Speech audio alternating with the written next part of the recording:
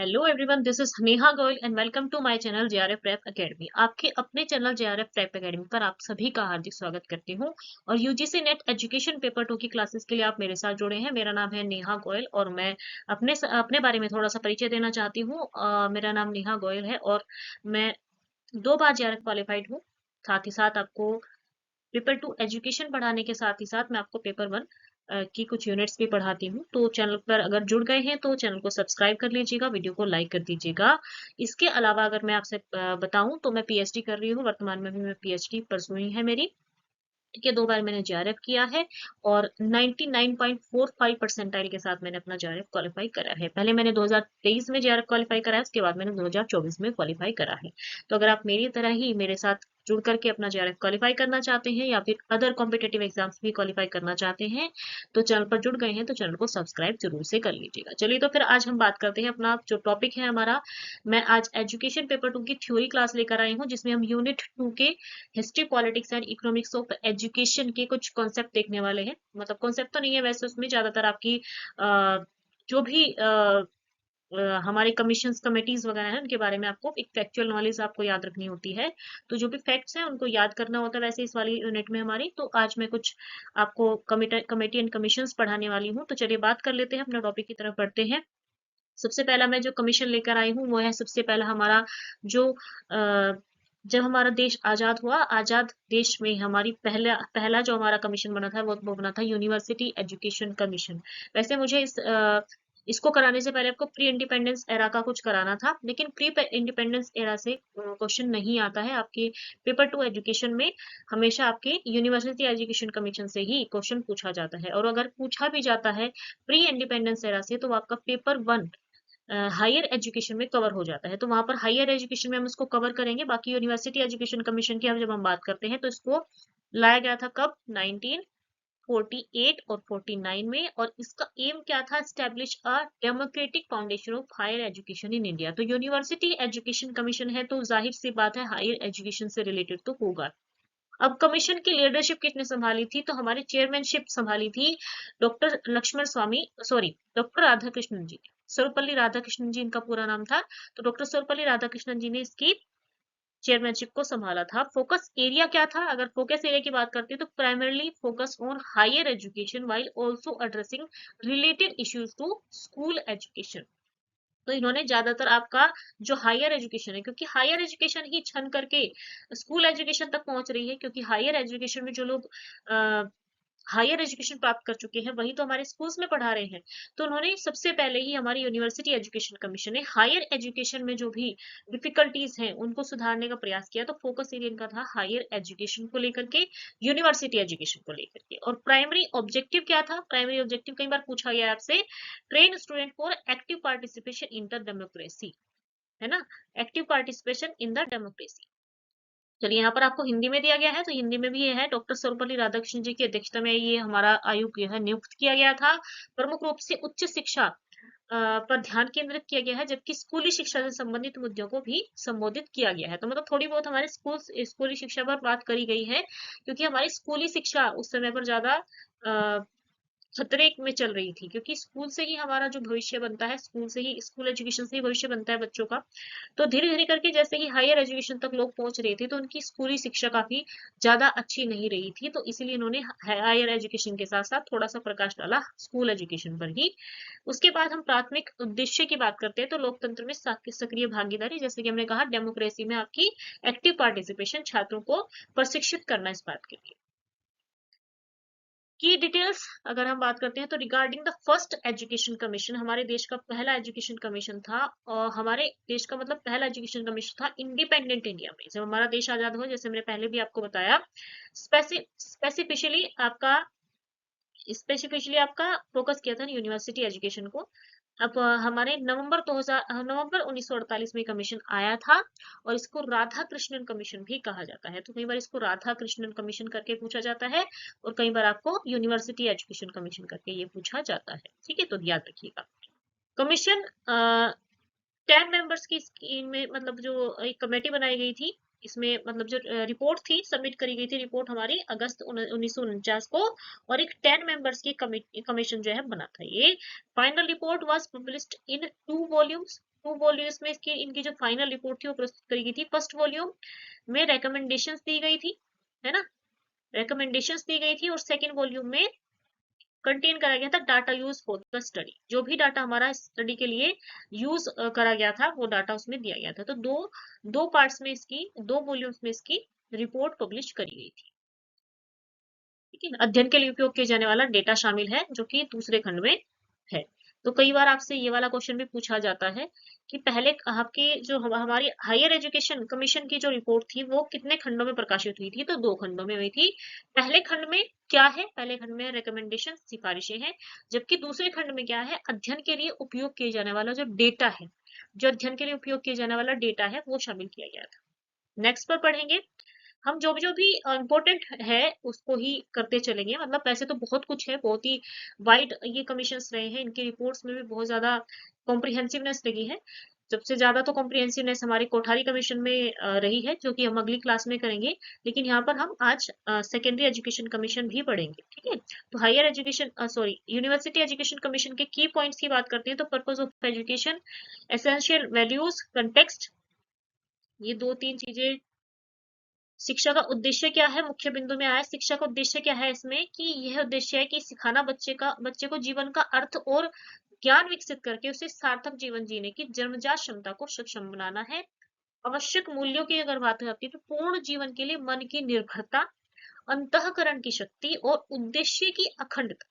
मतलब जो हमने उद्देश्य बना लिए हैं उनकी अखंडता, ऐसी इस तरह की वैल्यूज डेवलप करना है बच्चे के अंदर। मन की निर्भयता मतलब मन से हमारे निर्भयता, मन में हमारे निर्भयता लानी है, भय नहीं रखना है किसी भी चीज का।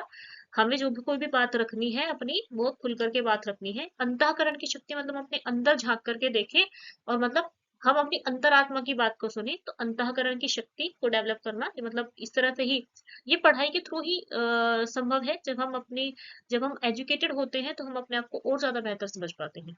ठीक है, चलो संदर्भ क्या है, यह सामग्री सहयोग जैसे शैक्षिक कार्यक्रमों और दार्शनिक चर्चाओं से संबंधित हो सकती है। ठीक है, तो कोऑपरेशन कोलैबोरेशन इस पर बात करी है उन्होंने, जो भावनात्मक विनिमय और समग्र विकास पर ध्यान देती है।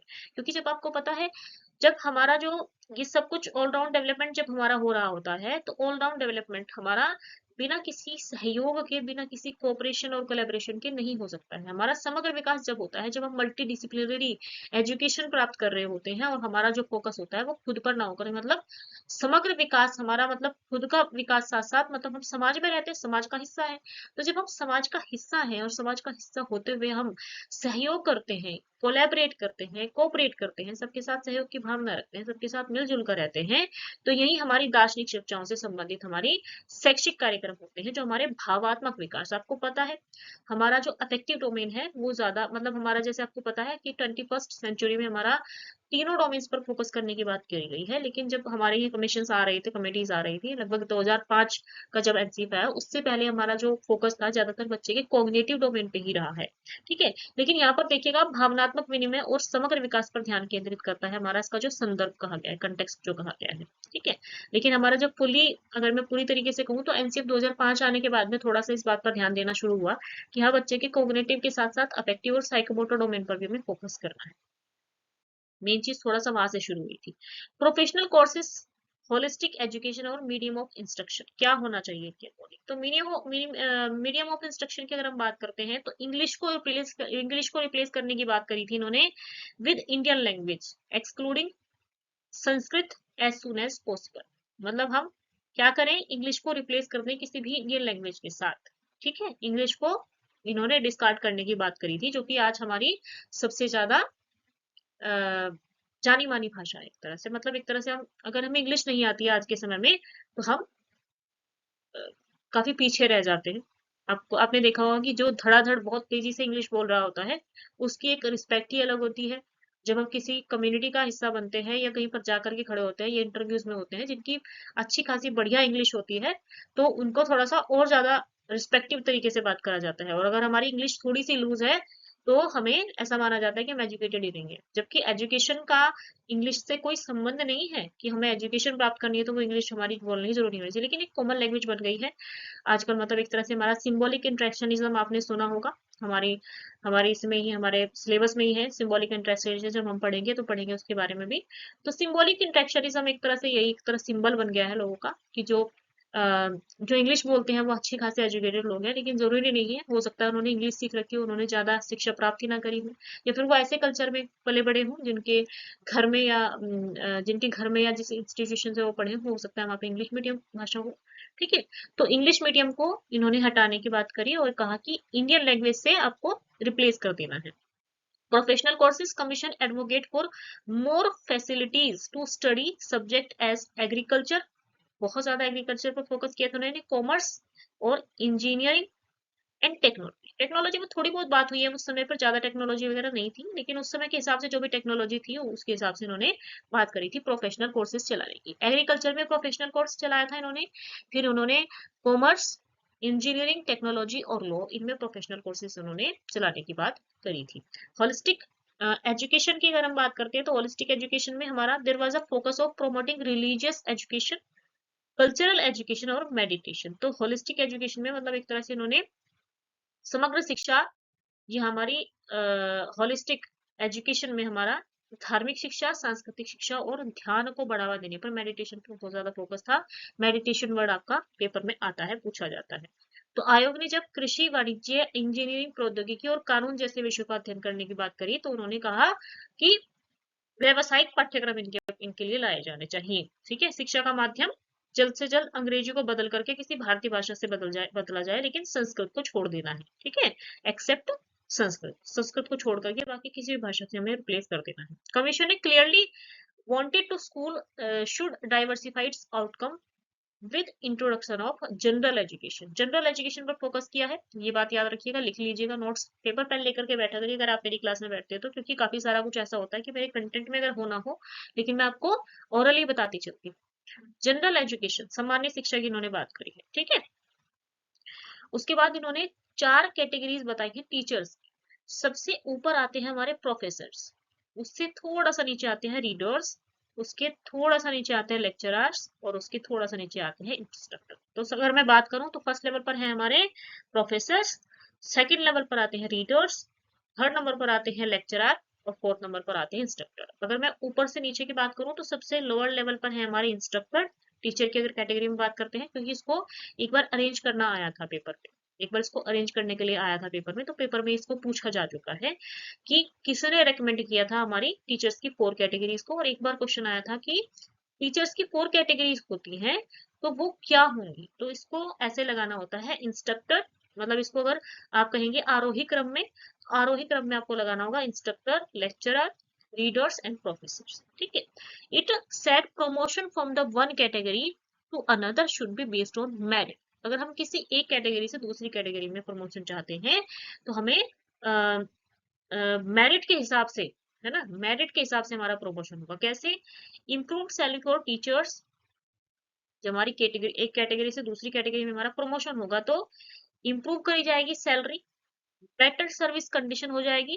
ठीक है, जब हम इंस्ट्रक्टर से लेक्चरर बनेंगे और लेक्चरर से रीडर बनेंगे, रीडर से प्रोफेसर बनेंगे, तो हमारी इंप्रूव हो जाएगी सैलरी, बेटर सर्विस कंडीशन हो जाएगी हमारी, अकॉर्डिंग प्रोविडेंट फंड, है ना, पीएफ की बात करी थी तुमने, प्रोविडेंट फंड देने की बात करी थी।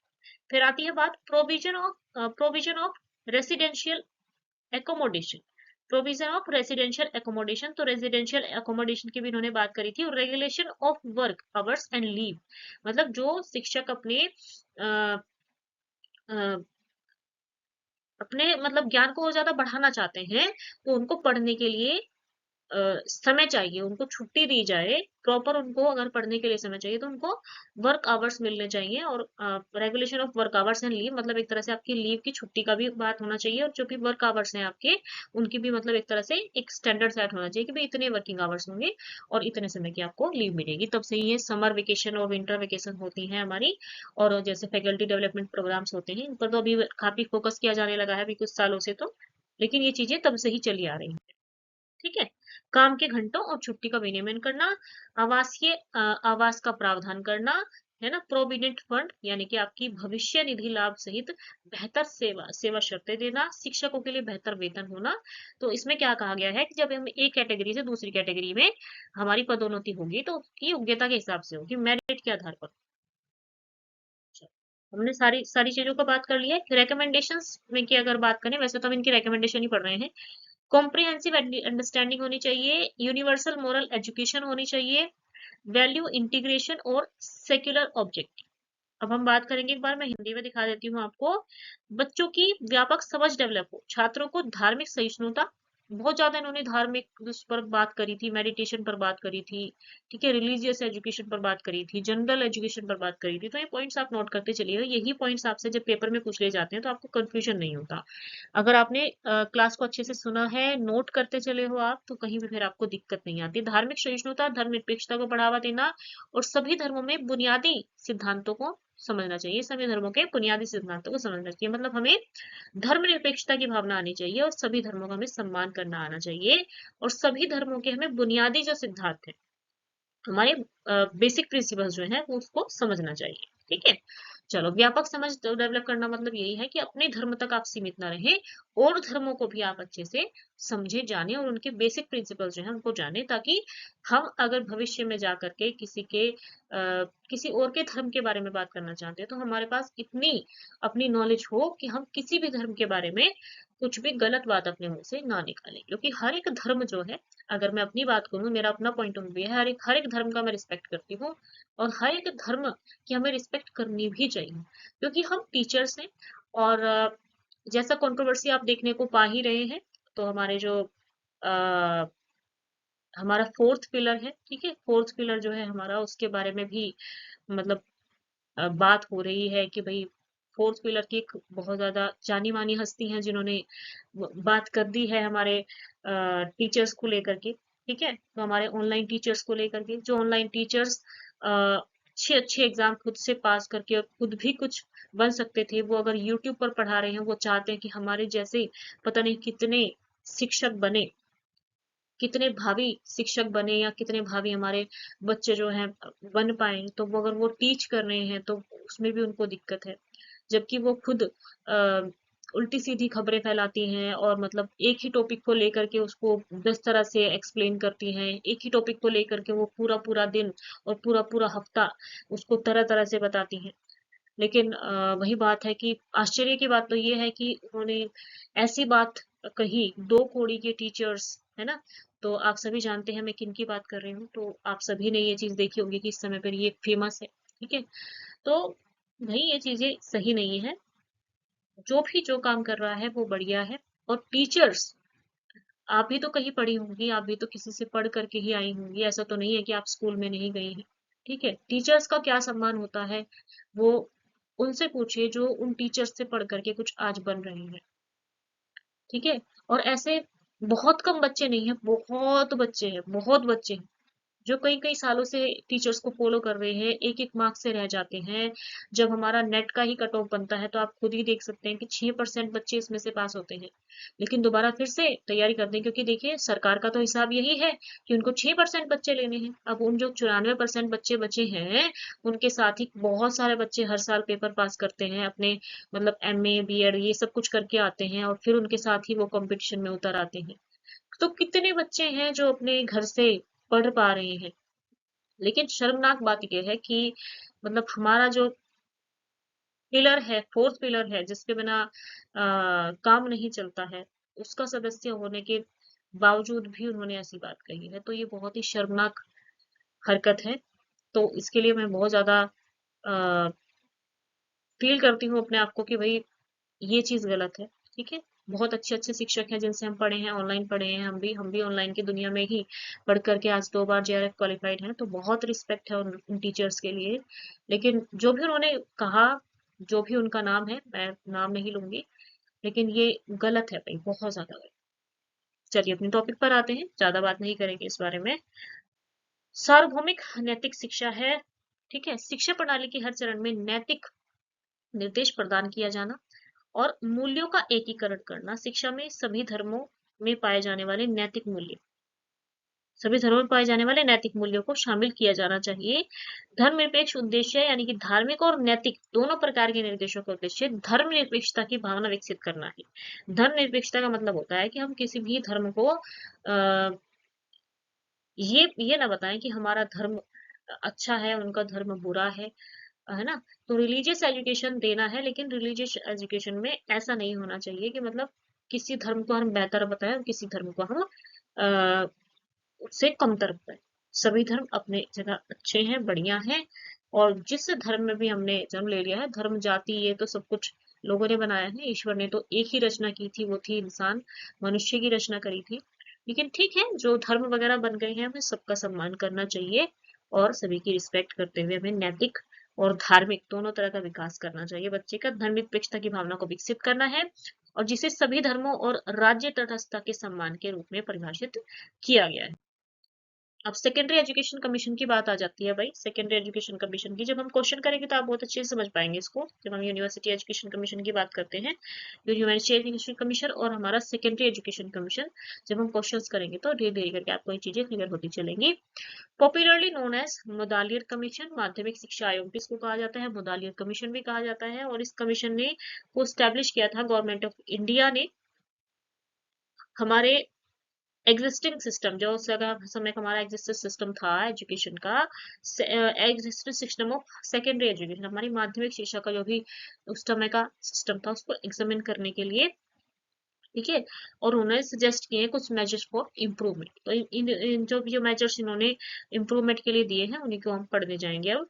तो primary aim of commission was to transform the education system to produce ideal citizen. ये वर्ड याद रखिएगा भाई, ये जो कीवर्ड्स मैं आपको नोट करके दे रही हूँ ना, हाईलाइट कर रही हूँ, ये ideal citizen who possess strong national and social feelings. तो ये वर्ड याद रखिएगा। आयोग का प्राथमिक उद्देश्य क्या है? शिक्षा प्रणाली को बदलना था ताकि आदर्श नागरिक तैयार किए जा सके जिनके पास मजबूत राष्ट्रीय और सामाजिक भावनाएं, ऐसे नागरिक तैयार करना। तो मजबूत राष्ट्रीय और सामाजिक भावनाएं वाले आपके आदर्श नागरिक तैयार करा जाना है। किसने कहा था? किसकी शिक्षा का प्रमुख उद्देश्य था? हमारे माध्यमिक शिक्षा आयोग की, जो बना था लक्ष्मण स्वामी मुदालियर जी की अध्यक्षता में, और 1952-53 में बना था। अब चेयरमैनशिप जैसे मैंने आपको बता दिया, लक्ष्मणा स्वामी मुदालियर जी ने बनाया था, इसको हेड किया था, और ये वाइस चांसलर रहे हैं मद्रास यूनिवर्सिटी के। और 1952 में ये जो है बना था, और ये सेकेंडरी स्कूल एजुकेशन से रिलेटेड था बेसिकली ये, लेकिन इन्होंने टीचर एजुकेशन पे काफी सारा कुछ बोला है। लेगेसी ऑफ डॉक्टर मुदालियर, तो कई बार ये वाला क्वेश्चन भी पूछा जाता है कि इनका एक रिकॉर्ड रहा है, लॉन्गेस्ट सर्विंग वाइस चांसलर रहे हैं ये यूनिवर्सिटी ऑफ मद्रास की, जिन्होंने 27 साल तक, नहीं 27 साल बहुत बड़ा समय होता है, 27 साल का इन्होंने समय दिया है as a vice chancellor. Longest serving vice chancellor रहे हैं मद्रास यूनिवर्सिटी के, 27 साल बहुत होते हैं, ठीक है।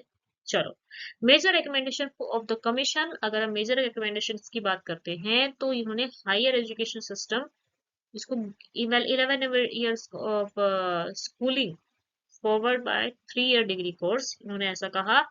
मल्टीपर्पज स्कूल की बात करिए इन्होंने, देखिएगा यहाँ पर मल्टीपर्पज स्कूल की बात आई है तो यहाँ पर आपकी इसी से ही डिफरेंशिएट होता है। जब हमारा कोठारी कमीशन आता है तो कोठारी कमीशन ने इसी बात को, मल्टीपर्पज स्कूल को इन्होंने क्या कहा है? वर्क एजुकेशन कहा है, ठीक है। Multipurpose school introduce the concept of multipurpose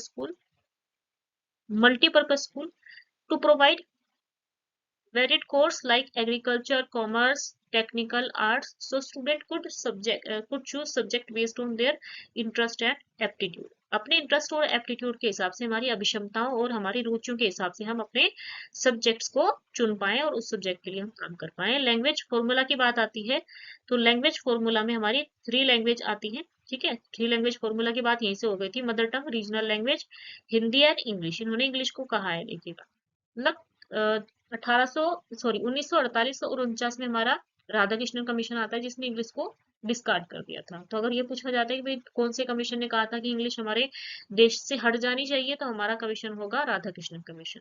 लेकिन इसके ही ठीक बाद जब हमारी ग्वालियर कमीशन आया, माध्यमिक शिक्षा आयोग आया 52-53 में, तो इन्होंने कहा कि भाई हमारी जो इंग्लिश लैंग्वेज है इसको इंक्लूड करो, मदर टंग और रीजनल लैंग्वेज के साथ साथ हिंदी और आपकी इंग्लिश लैंग्वेज, आपकी 3 लैंग्वेजेस होनी चाहिए। ठीक है, 3 लैंग्वेज फॉर्मूला इन्होंने भी दिया था। Vocationalization, a strong emphasis that place on the technical and vocational education to make student self-reliant after school। तो टेक्निकल और वोकेशनल एजुकेशन बच्चों को दी जानी चाहिए, जो कि स्टूडेंट अपनी पढ़ाई पूरी करने के बाद में सेल्फ रिलायंट बन पाए। मेथड ऑफ टीचिंग क्या होना चाहिए, देखिएगा मैं इसको हाईलाइट करना भूल गई हूँ। तो मेथड ऑफ टीचिंग में आता है shifting focus from rote learning to active participation and developing clear thinking. तो मतलब एक तरह से आप देख पाएंगे, रोट लर्निंग से हमारा एक्टिव पार्टिसिपेशन फोकस कब से है, जब से हमारा मुदालियर कमीशन आया था। लेकिन रोट लर्निंग से हमारी एक्टिव पार्टिसिपेशन, अगर मैं जेन्युइनली कहूँ तो अभी तक भी नहीं हो पाया हमारी क्लासरूम्स में। हायर एजुकेशन में तो फिर भी अप्लाई हो गया हो, लेकिन स्कूल एजुकेशन तो यूं ही चलती आ रही है भाई, हमेशा से यूं चलती आ रही है। ठीक है, चलो कोर फिलोसफी ऑफ एजुकेशन की बात अगर हम करते हैं, the text emphasise that education should be holistic, focuses on both practical survival and character building. Economic independence की बात आती है तो education must develop capacity to earn money. जैसे वहां पर वोकेशनलाइजेशन की बात हुई है, तो इकोनॉमिक इंडिपेंडेंस यहाँ इन्होंने एक बात कही है कि एजुकेशन, हमारी एजुकेशन ऐसी होनी चाहिए जो डेवलप करे कैपेसिटी टू अर्न मनी, पैसे कमाने का हमारे अंदर एक कैपेसिटी डेवलप करे। वोकेशनल फोकस मतलब there is a significant emphasise on vocational subjects. Vocational subject पर इन्होंने काफी फोकस किया जो प्रिपेयर करे स्टूडेंट को फॉर वर्कफोर्स। ठीक है, लीडरशिप, ये वाले वर्ड्स आप नोट कर लीजिएगा, क्योंकि अगर आपने ये वाले वर्ड्स भी नोट कर लिए ना तो आप क्वेश्चन बना पाएंगे आराम से। School should inculcate leadership quality in student, हमारे स्टूडेंट्स में लीडरशिप क्वालिटीज को इनकलकेट किया जाना चाहिए। और सेल्फ एनालिसिस आना चाहिए बच्चे को करना, कि student are encourage to conduct self study to analyse, मतलब एक तरह से आपके रिफ्लेक्टिव जर्नल्स वगैरह आप लिखवा सकते हैं बच्चों से, और खुद को असेस करना बच्चों को सिखाना चाहिए। अपने पॉजिटिव और नेगेटिव ट्रेट्स जो भी हैं, हमारे हमारे जो सकारात्मक और नकारात्मक हमारे शील गुण हैं, सेल्फ कॉन्सेप्ट एक तरह से बच्चों का डेवलप होना चाहिए to improve their character and personality. हमारा व्यक्तित्व और हमारा कैरेक्टर, हमारा चरित्र और व्यक्तित्व सुधार सके हम, इसके लिए हमें सेल्फ कॉन्सेप्ट हमारा आना चाहिए, सेल्फ एनालिसिस हमारा हमें करना आना चाहिए। अब बात कर लेते हैं ऑब्जेक्टिव ऑफ द कमीशन। इनके ऑब्जेक्टिव क्या थे, तो produce democratic citizenship, to produce democratic citizenship. इनका गोल था क्या, clear thinking and clarity of speech and writing, to love for social justice and true patriotism, to the spirit of tolerance and world citizenship. ये वाला word आया है भाई, ये वाला वर्ड नोट कर लीजिएगा। और स्किल फॉर कम्युनिटी लिविंग, हमारी कम्युनिटी में रहने के लिए हमारे पास स्किल्स होनी चाहिए। ठीक है, अब सेकेंड ऑप्शन आता है टू डेवलप वोकेशनल एफिशिएंसी। तो वोकेशनल एफिशिएंसी की बात आती है, focusing on technical and professional skills so student can contribute to the national economy and become self reliant. तो हमारी फोकस करना चाहिए टेक्निकल और प्रोफेशनल स्किल्स को डेवलप करने में, जो स्टूडेंट है हमारा कंट्रीब्यूट कर पाए नेशनल इकोनॉमी में और एक सेल्फ रिलायंट बंदा बन पाए। ठीक है, चलो नेक्स्ट पर बढ़ेंगे, फटाफट से अपने वीडियो को पूरा करेंगे, मतलब काफी देर हो जाती है, तो आधा पौना घंटा तो आप लोग बैठ पाते हैं क्लास को देखने के लिए, इससे ज्यादा आप नहीं बैठ पाते होंगे आई थिंक सो। चलिए, to develop quality leadership, training should take a responsibility to lead in various social political and professional spheres to develop quality leadership. ठीक है, इसके अंदर ये पॉइंट लिखे हैं। To develop personality, personality development में फोकस किया है creative, physical and emotional growth of the individual. ठीक है, तो इन वर्ड्स को आप नोट करते चलिएगा, इन्हीं वर्ड्स से आपका पेपर बन करके आएगा। अब it also emphasise on vocational education, क्यों होता है भाई, it divided the secondary years education in two parts, junior high school stage for 3 years and high school for 4 years। junior high school for 3 years, junior high school का मतलब क्या है, हमारी जो कक्षाएं हैं ऐसा होना चाहिए 6, 7, 8 तक तो हमारी जूनियर हाई स्कूल होनी चाहिए, ठीक है। और 9th, 10th, 11 और 12th, 9th, 10th, 11 और 12th हमारी हाई स्कूल होनी चाहिए। 4 कक्षाएं होनी चाहिए हाई स्कूल फॉर 4 ईयर्स, ठीक है। सिफारिश करें कि इंटरमीडिएट जो कक्षाएं हैं उनका उन्मूलन किया जाना चाहिए, मतलब इंटरमीडिएट कक्षाओं का एबोलिशन हो जाना चाहिए। आयोग ने उस समय पर प्रचलित हमारे इंटरमीडिएट शिक्षा प्रणाली को समाप्त करने का सुझाव दिया और कहा कि हमारे 2 तरह के ही कोर्सेज होने चाहिए, जूनियर हाई स्कूल स्टेज और फॉर 3 इयर्स यानी कि 6, 7 और 8, 9, 10th, 11 और 12th हमारा क्या होना चाहिए, हाई स्कूल फॉर 4 इयर्स, चार चार हाई स्कूल की होनी चाहिए। मतलब 9th में जब बच्चा हमारा एंट्री कर ले तो उसको हाई स्कूल में माना जाना चाहिए एक तरह से। 11वीं कक्षा जूनियर इंटरमीडिएट इसको हाई स्कूल के साथ जोड़ देना चाहिए, यानी कि आपके स्कूल की शिक्षा को बढ़ा करके 11 साल कर दिया जाए। और 12वीं कक्षा जो सीनियर इंटरमीडिएट है इसको डिग्री कॉलेज के साथ जोड़ दिया जाना चाहिए, डिग्री कॉलेज के साथ में जोड़ देना चाहिए इसको, इंटरमीडिएट को।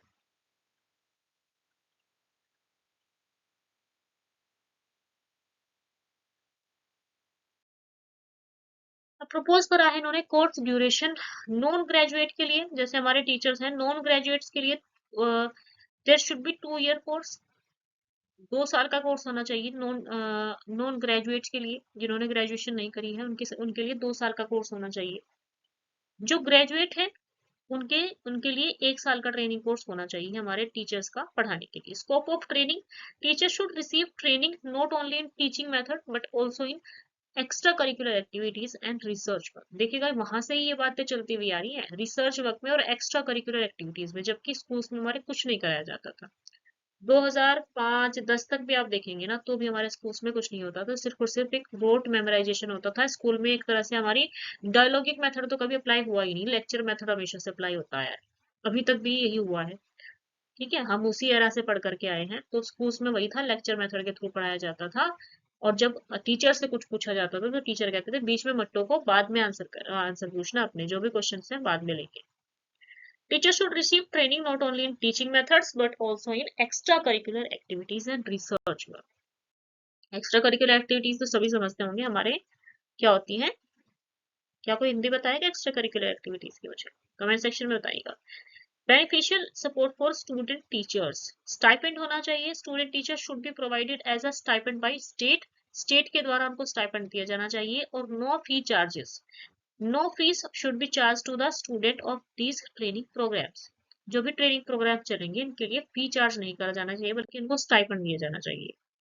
एमएड के बारे में बात कही थी और इसमें काफी स्टूडेंट कंफ्यूज हुए थे। एमएड का यहाँ से एक कोट उठा ली गई थी, मतलब यहाँ से सीधा सीधा एक स्टेटमेंट उठा लिया गया था, लेकिन उस पर और ज्यादा फोकस करके कोठारी कमीशन ने भी बात करी है। तो वो उसके आंसर जो है दो बन रहे थे, एक बार एक क्वेश्चन आया था उसके आंसर जो दो बन रहे थे, लेकिन जब उसका एक ही आंसर आया था तो उसका कोठारी कमीशन आंसर आया था निकल करके, और उसको भी मैं क्लियर करूंगी, इन दिन वो क्वेश्चन आएगा तो मैं बताऊंगी कि उसका कोठारी कमीशन आंसर क्यों हुआ था। MEd eligibility for admission, recommendation क्या दी इन्होंने, only for those graduate should be have MEd admission to the course must be granted for who have at least 3 year of teaching experiences, मतलब 3 साल का teaching experiences जिनके पास में है उनको ही एमएड में आपको एडमिशन देना है।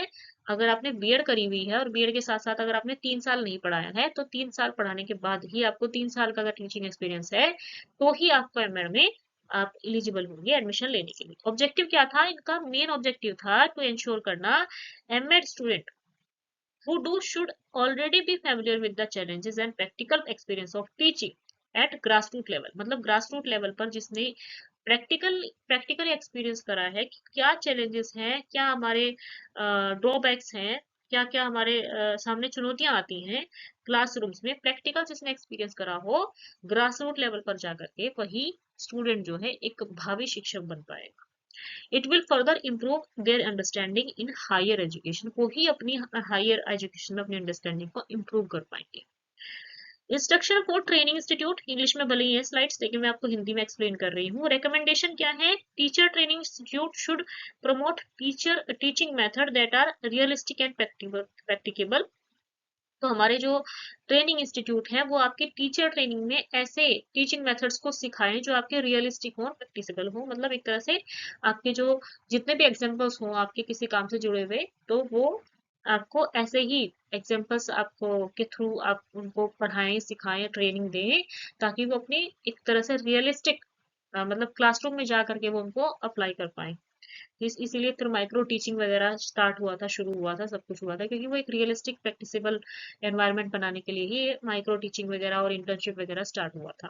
ठीक है, तो इंटर्नशिप वगैरह काफी देर बाद शुरू हुआ था, जबकि हमारी जो हमारा नेशनल कमीशन ऑन टीचर्स है, जो कि 1980 या 1983-85 भी माना जाता है उसको, जो 1980 से 85 के बीच में आया था, आप ये मान लीजिए, क्योंकि उसका ईयर कई बार 1980-81 लिखा हुआ आता है, कई बार 1983-85 लिखा हुआ आता है। तो उसको वो लोड नहीं लेनी है आपको, तो उसको बस इतना याद रखना है भाई 1980 और 85 के बीच में भी कोई कमीशन आया है, जो भी उसका ईयर लिखा होगा वो सही होगा। तो उसमें भी हमारा जो इंटर्नशिप है, इंटर्नशिप नाम जो है यूज करा गया है। एक बार ये वाला क्वेश्चन भी आया है कि इंटर्नशिप वर्ड किस कमीशन ने यूज करा है, किस कमीशन ने यूज करा है, तो नेशनल कमीशन ऑन टीचर्स आया था हमारा, उसने इंटर्नशिप नाम दिया था हमारा। प्रैक्टिस टीचिंग पहले कहा जाता था, प्रैक्टिस टीचिंग को फिर इंटर्नशिप नाम दिया था। तो ये इंटर्नशिप हो गया, सूक्ष्म शिक्षण हो गया, ये सब कुछ जो है ये धीरे धीरे करके अप्लाई होता आया है। तो रियलिस्टिक और प्रैक्टिसेबल बनाना है हमारे जो इंस्टीट्यूट है, ट्रेनिंग इस तरह से दी जानी चाहिए। इसका ऑब्जेक्टिव क्या है? Often only bookish knowledge is emphasised during training. जब हम बुकिश नॉलेज है बच्चों को देते रहेंगे ट्रेनिंग के दौरान, बट हियर इज मतलब पीपल टीचर की बात कर रही हूँ, but here is the here it is stated the institution should teach method can actually be applied in the normal classroom। लेकिन हमें तो मेथड अप्लाई करने हैं ना जाकर के क्लासरूम्स में। जब हमें क्लासरूम्स में जाकर के पढ़ाना है तो हमें मेथड चाहिए होंगे कि हम किस मेथड से पढ़ाएं, किस किस तरह के मेथड है, आपको कितने तरह के कौशल डेवलप करे जाते हैं हमारे सूक्ष्म शिक्षण में, है ना। तो वो तभी आएगा जब हमें एक रियलिस्टिक और प्रैक्टिकेबल एनवायरनमेंट मिलेगा ट्रेनिंग के दौरान, तभी हम एक नॉर्मल क्लासरूम में जाकर के, एक अच्छे क्लासरूम में जाकर के हम पढ़ा पाएंगे। तो बुकिश नॉलेज से कुछ नहीं होगा, हमें एक्सपीरियंसेस गेन करने होंगे, हमें एक्सपीरियंसेस मिलने चाहिए। चलिए, एमएड में प्रवेश के लिए मैंने आपको समझा दिया है, सब कुछ समझा दिया है हिंदी में। तो ये स्लाइड्स आपको मिल जाएंगे, आप मुझे कमेंट सेक्शन में बोल देना, तो मैं आपको अपने यूट्यूब चैनल के, मैं आपको पिंड कमेंट में आपको एक लिंक मिल जाएगा, उस लिंक पर क्लिक करके आप मेरे ग्रुप से जुड़ जाइएगा। तो हमारा एक चैनल समझ लीजिए, आप ग्रुप समझ लीजिए, ठीक है। आपका अपना ग्रुप बना हुआ है टेलीग्राम पर, उसमें आपको सारे क्लासेस की नोटिफिकेशन भी पहुंचाए जाते हैं और सब कुछ वहां पर आपको प्रोवाइड करा जाता है। सेकेंडरी एजुकेशन की बात कर लेते हैं, तो इन्होंने डिवाइड करा था डिस्ट्रिक्ट पार्ट में, दो डिस्ट्रिक्ट पार्ट में यहाँ पर डिवाइड करा गया था, middle and junior high and higher secondary. ठीक है, यहाँ पर हम थोड़ा सा डेप्थ में पढ़ेंगे इसको। डिग्री कोर्सेज, इन्होंने अंडर ग्रेजुएट कोर्सेज को स्टैंडर्डाइज करा 3 इयर्स का, अंडर ग्रेजुएट कोर्सेज, ठीक है। और प्री यूनिवर्सिटी कोर्स में इंट्रोड्यूस करा इन्होंने 1 year of bridge course for high school students to prepare them for university entry. तो मतलब एक तरह से 1 साल का इन्होंने ब्रिज कोर्स बनाया था कि आप हाई स्कूल स्टूडेंट को प्रिपेयर करें यूनिवर्सिटी एंट्री के लिए। इसको प्री यूनिवर्सिटी कोर्स उस समय पर कहा जाता था। डिग्री कोर्सेज में इन्होंने रिकमेंड करा under graduate courses standardise to be 3 years. ठीक है, तो यूजी जो होते हैं हमारे, वो 3 इयर्स के तब से ही होते आए हैं और अभी तक भी होते हैं। ठीक है, आपके डिवाइड करा था to district part of secondary education को, मिडिल या जूनियर हाई स्कूल और हायर सेकेंडरी। इसको हम पढ़ चुके हैं यार, मैं कह रही थी इसको डेप्थ में पढ़ेंगे, लेकिन पढ़ चुके हैं उसको। वोकेशनल और training, technical focus, multipurpose school, technical education, funding, ये सब के बारे में हम पढ़ चुके हैं। इंस्टीट्यूशनल रिफॉर्म में आया है हमारे प्रोफेशनल एंट्रीज। ठीक है, हमारे प्री यूनिवर्सिटी कोर्स को एलिजिबल करना है प्रोफेशनल कोर्सेज के लिए पढ़ा करके बच्चों को। और public schools suggested that public schools should be integrated into the general secondary education system after 5 years। अब हम को एजुकेशन और करिकुलम की बात करते हैं, तो जेंडर इक्वालिटी इन्होंने प्रोवाइड करने की बात करी थी कि भाई जेंडर्स की इक्वालिटी होनी चाहिए, बॉयज और गर्ल्स को सेम एजुकेशन दिया जाना चाहिए और को एजुकेशन सेटिंग में दिया जाना चाहिए। Specific subject, while advocating for equality it is recommended including home science, specifically आपकी गर्ल्स के लिए इन्होंने कहा था कि आपको होम साइंस की एजुकेशन दी जानी चाहिए लड़कियों। चलो अब क्वेश्चन देख लेते हैं भाई। ठीक है, हमारा जो यूनिवर्सिटी एजुकेशन कमीशन है और हमारा सेकेंडरी एजुकेशन कमीशन है, यहाँ पर कंप्लीट हो जाता है। नेक्स्ट क्लास में हम थोड़ा बहुत अगर कुछ रह गया तो वो कंप्लीट कर लेंगे। हम कुछ क्वेश्चन देख लेते हैं, क्योंकि काफी ज्यादा बड़ा हो जाएगा वीडियो। चलिए, तो चैनल को सब्सक्राइब जरूर से कर लीजिएगा अगर आपको वीडियो अच्छा लग रहा है। तो who recommended reducing the burden of school bags? किसने स्कूल बैग के बर्डन को घटाने की बात करी थी या कम करने की बात करी थी? तो Yashpal committee, national commission for women, Ramamurti committee और नेशनल एजुकेशन पॉलिसी 1986। तो ये तो कॉमन सा क्वेश्चन है। बस्ते के बोझ को कम करना यशपाल कमेटी ने सुझाया था, जो कि हमारी कब आई थी? 1993 में आई थी। 1993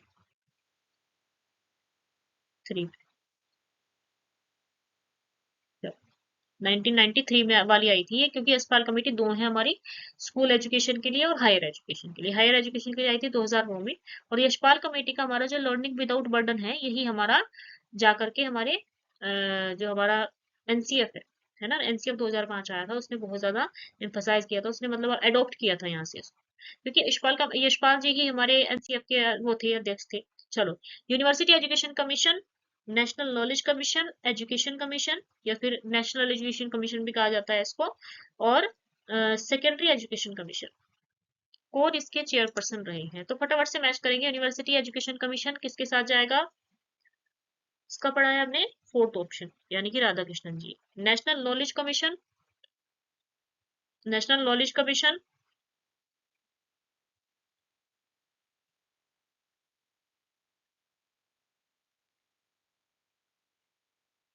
किसके साथ जाएगा? चलो, एजुकेशन कमीशन कोठारी, ठीक है, education commission Kothari. University education Radhakrishnan. Knowledge commission, secondary education commission हमारा लक्ष्मण स्वामी मुदालियर।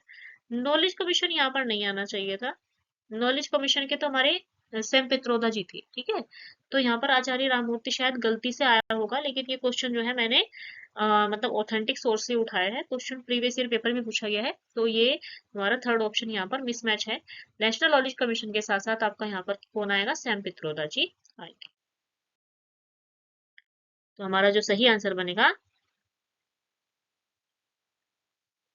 चलो जो भी है मैंने आपको मैच करके बता तो दिया, ये छोड़ दीजिए। Which of the following curriculum is more susceptible to political influence?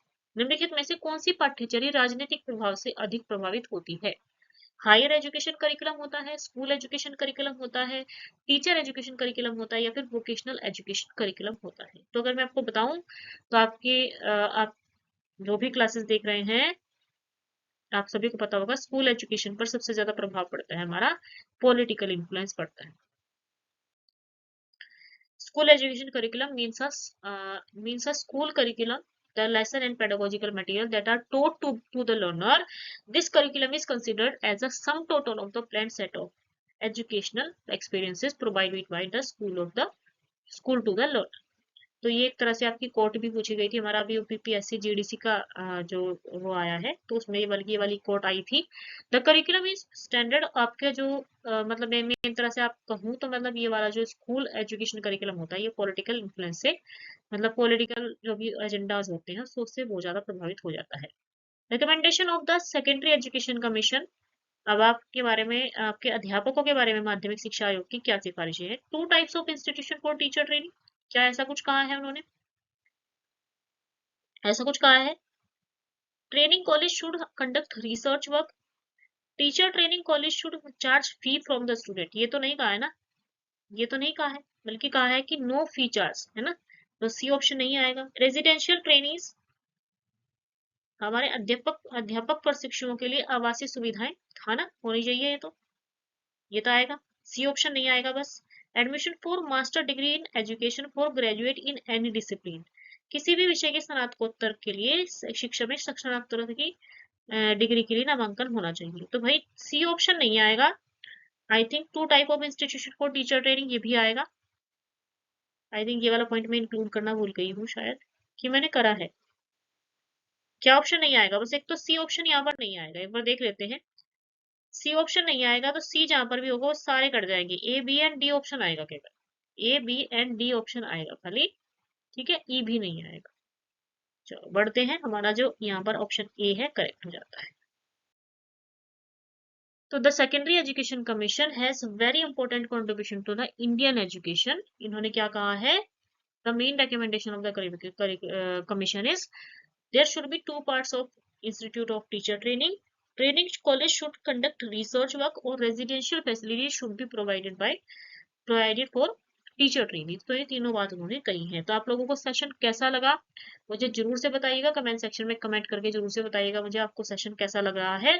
और नेक्स्ट कौन सा टॉपिक चाहिए आपको, मैं कल एक वीडियो अपलोड करने वाली हूँ जिसमें हम घंटों के टॉपिक्स मिनटों में मैंने एक सीरीज चलाई हुई है, उसमें कुछ हम टॉपिक्स कर रहे हैं जिन टॉपिक्स को हम थोड़ा सा इजीली एक्सप्लेन कर पाते हैं और थोड़ा जल्दी समझ पाते हैं। मतलब बहुत सारे टॉपिक काफी ज्यादा टफ होते हैं और बहुत ज्यादा टाइम कंज्यूमिंग होते हैं, उनको हम बहुत ही इजी वे में आपको समझाते हैं और आपके 10 से 15 मिनट में, 15 से 20 मिनट में उसको कंप्लीट करने का मैंने प्रयास किया है। तो आपको प्लेलिस्ट मिल जाएगी, प्लेलिस्ट में आपको हमारा जो मैंने पहले क्लासेस ली है वो भी सारी मिल जाएंगे। तो आपको चैनल पर एक बार विजिट कर लेना है, चैनल को सब्सक्राइब कर लेना है, वीडियो को लाइक कर देना है और शेयर भी कर देना है।